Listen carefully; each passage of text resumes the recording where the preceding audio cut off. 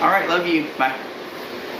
Today is Mackenzie's baby shower, and we are really looking forward to having Anna's family come in. So I've actually got to leave for the airport in just a couple minutes here, and I gotta go. I traded for a limo a couple weeks ago, and so we're gonna be driving that today. Definitely makes for a nice outing when you're going to pick somebody up at the airport. So I hope they enjoy it.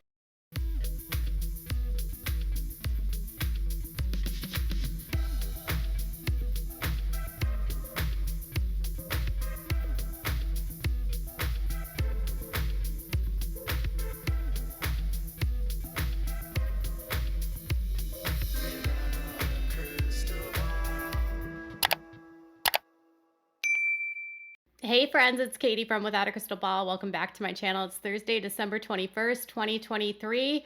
You know who is not going to be having a very Merry Christmas and Happy New Year? Joshua James Duggar, because he's still not home in Arkansas despite trying to become free for it's been 2 years since his conviction, and he still is trying to get out of this case.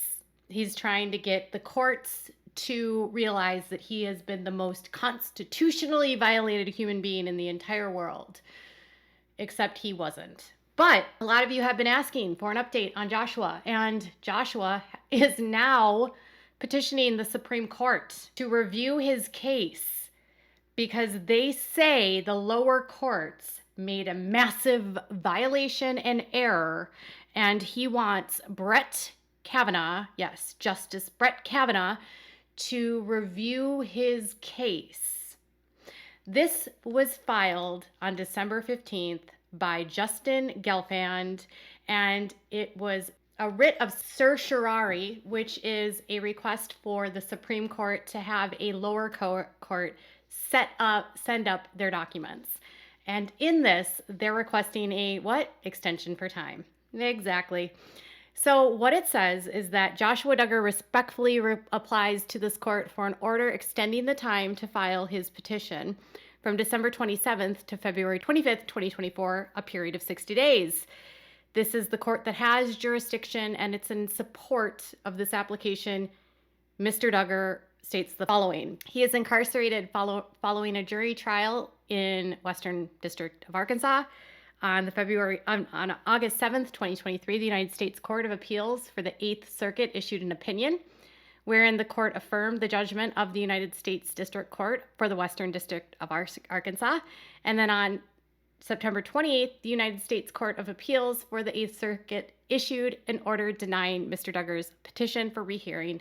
It's the reason they believe that this is going to be a case that the Supreme Court needs to review is it says Mr. Duggar's case raises an important question concerning a criminal defendant's constitutional right to present a complete defense. Josh Duggar's appeal included numerous points of why he felt he deserved a new trial. And one of those points was that he believed that he was unable to present a complete defense because the judge in the case refused to allow him to bring up Caleb Williams' previous conviction as an SO.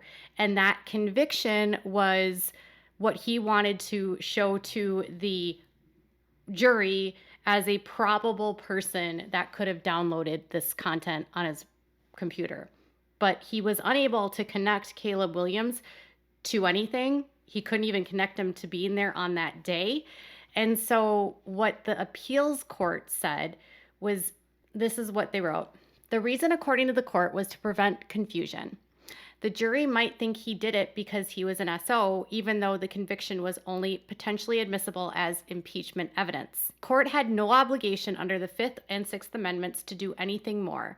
As the Supreme Court has put it, nothing in the Constitution calls into question well-established rules that permit trial judges to exclude evidence if its probative value is outweighed by certain other factors such as unfair prejudice, confusion of the issues, and potential to mislead the jury. The right to present a complete defense, in other words, does not trump a district court's discretion to keep out confusing or misleading evidence, even if it would be helpful to the defense. In short, the district court had unquestionably constitutional discretion to exclude the conviction under the Federal Rules of Evidence 403. Necessarily follows the court's application of well-established rules could not have violated his Fifth or Sixth Amendment rights. So here's the deal. The appeals court already ruled that there is precedent within the Supreme Court that a trial judge has the right to exclude evidence if he feels like that will be misleading, confusing, or potentially cause juries to be misled by an individual, even if they aren't the perpetrator. So in the case of Caleb Williams, he wanted to blame Caleb because Caleb had a conviction for being an SO. And being an SO would, in Josh's mind, make him a good candidate to be on his computer at work, at Josh's work, downloading the kind of content that was found on Josh's computer. Now, what isn't necessarily in the appeal, and the problem with why this was excluded, and the reason why it was excluded, is because they could not establish that Caleb was there the day that it happened. They couldn't establish that he had been in the building, had been using the computer that day. In fact, they established the opposite, that the only person there that could have been using the computer was Josh. They tried to float this very bizarre conspiracy that somehow Caleb would remote access into Josh's computer via a pesky thumb drive, and that he would somehow remotely stream the videos on Josh's computer, whether to get his own fix of this content or to just plant this kind of content on Josh's computer. Judge in the case said, you can't even prove he was there. In fact, the federal government provided evidence that he was in another state. He was at a wedding. His phone was over in Missouri. He was with his parents. They had photographic evidence of him being places anywhere but Arkansas. The last time I think he had worked or had any contact to the actual car lot had been like a month previously. So there was no way to connect Caleb to the crime. So the judge said, you can ask him, you can bring him up on the stand, you can ask him questions, you can ask him where he was, what he was doing, and if he tells you that he wasn't there and that he didn't do it, you can't go any further. So he wasn't prohibited from calling Caleb Williams. The only thing he was prohibited from was bringing up Caleb's crimes, because if they would have brought up the crimes without providing a foundation of why that crime is relevant, it would have just made the jury feel like, oh, so that you mean he had other SOs working for him? Of course this guy downloaded it. This was actually, I think, the fourth person that Josh tried to pin this on. There was a couple other employees he tried to frame. There was, I think, Matthew Waller, David Waller's brother. There was even discussion about potentially one of his brothers doing it. You know, he had a lot of people he was pointing the finger at. He tried to actually point the finger at Caleb's brother Joshua, but that didn't work because Joshua was actually incarcerated at the time, or in county jail, for a separate offense. So Caleb was sort of just this last-ditch effort of Josh to try to point it at someone else. And he just keeps crying about the fact that because he couldn't call Caleb Williams, and it wasn't that he couldn't call Caleb Williams, it was that he couldn't bring up Caleb's crimes. Now, you might ask, is it possible that Caleb did this? No. And what another point that the federal prosecutors made when they were in the chambers with the judge was that while Caleb did have a charge for being an SO, and while he was on the registry in the state of Illinois, they also noted that the crimes that Caleb, had been arrested for and given a sentence for was related to a 16-year-old teenage girl when he was, I think, 22 or 23, still a crime, but her age was older than the targets that were found on Josh's computer. So different spectrums of crimes, not the same crime. Both bad, neither good, but just completely different crimes, completely different kinds of victims. Those were the points the federal government made. So Josh is probably not going to get very far in the Supreme Court. According to the University of Michigan, 4 justices have to vote in favor of granting it. And then out of 7,000 to 8,000 certifications that are filed in a term, they generally grant the petitions for around 80. So it's not a very good probability that this would even get reviewed. Why don't they do this? It's because the court usually is not under any obligation to hear these cases, and it usually only does if the case could have national significance and might harmonize conflicting decisions in federal circuit courts and or could have precedential value. It would have to be something that would impact the wider nation, could influence other convictions in the same types of cases, and directly impact or maybe try to smooth out other decisions between the various courts. The problem for Josh is that his decision by the appellate court, by the lower court, it all is in line, and they're in line with what the Supreme Court has already ruled in similar instances. So I don't see him getting this granted. I am not an attorney, so I can't tell you anything, but it's one of the last steps he has in order to take if he wants to exhaust the process. So right now, Josh is out of appeals, and so going to the Supreme Court is sort of that last stop. They have no obligation to take it. They can deny it. They don't even have to deny it. They can just say they're not going to take it, right? And at that point, Josh is stuck. Josh is already stuck, and he's more than likely not going to get this case reviewed by the Supreme Court. The Supreme Court is currently dealing with much bigger issues at the moment than if Josh Duggar did not have a complete defense.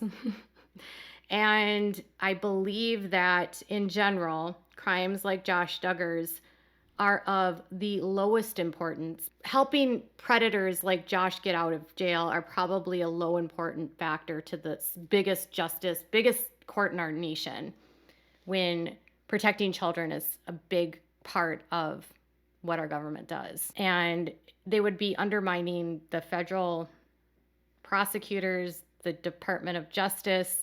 It just doesn't seem like a probable petition. Not to mention, it wasn't a bad ruling. So, in all of this, I know that this is the process that has to be taken for defendants, and I understand that those that wish to claim innocence will exhaust all options. But I can't help but think about all the money that's being wasted by Josh, and by this point, by Jim Bob Duggar, because he hasn't been free since his conviction in December of 2021. He has not had employment in over 2 years. Anna does not have employment, and Anna, I think, is still living with the Duggars. There is a $50,000 lien out in Josh's name that he hasn't paid off.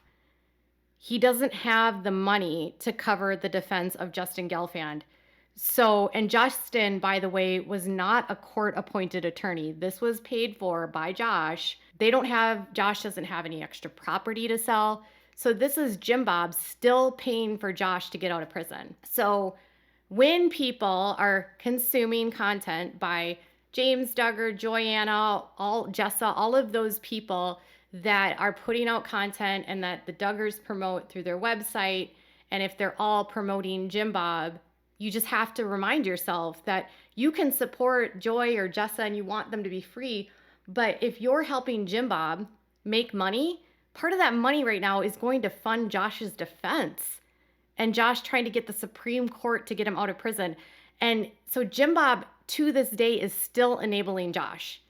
And he's still working his magic to use money from the family to get Josh out of prison, to clear his name.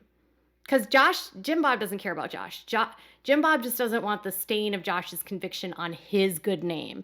He wants everyone to believe this wild conspiracy, even though everyone knows that Josh did this. So they are still trying to pay for funding for this defense, even though this case was decided 2 years ago. So just remember that. Jill was very clear in her book where Jim Bob stands with Josh, how much he defends Josh, how much lengths he's willing to go for Josh. And unfortunately, he's got all of his kids in these contracts locked down. He's got them signed to NDAs, and he is still raking in and hoping to make money to pay for Josh's defense. because Josh is certainly not the one paying for it. So do you think Josh is going to get out of prison? Tell me what your thoughts are in the comments below. Bye, guys.